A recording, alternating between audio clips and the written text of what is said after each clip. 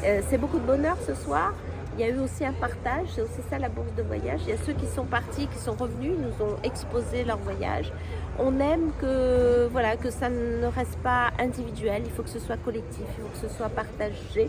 Donc c'est beaucoup de valeurs, c'est beaucoup d'avenir, c'est beaucoup de perspectives et c'est une vraie vision de ce que peut être la jeunesse quand on lui fait confiance. Ça peut être seulement des simples voyages culturels aussi, pas que sportifs, pas Ah que oui, éducation. culturel, ça peut être école, par exemple, il y a des écoles qui ont des projets pédagogiques, les professeurs on a beaucoup aidé, par exemple aujourd'hui des enfants de l'école Tamarin, pour ne pas la citer, il y a eu un voyage, l'école Henri Dunant, donc il peut y avoir des écoles avec des projets d'école et nous on intervient sur quelques aides parce que des enfants n'arrivent pas à boucler le voyage financièrement.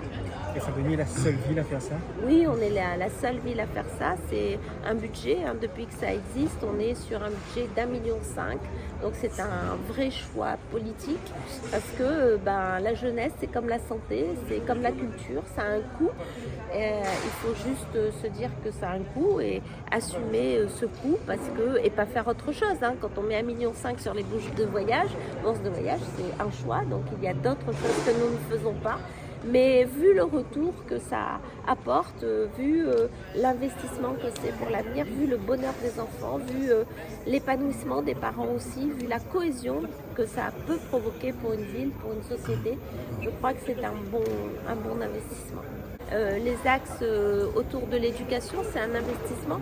Plus vous mettez des outils d'enrichissement, de connaissances, de découverte du monde, de pratique de langues étrangères, enfin tant que vous mettez tout ça le plus possible dans un petit dôme, comme on dit, une petite future femme aussi, et plus évidemment ça fait des adultes, vous voyez bien, qui sont bien dans leur peau, qui sont moins violents, qui sont épanouis, qui sont heureux.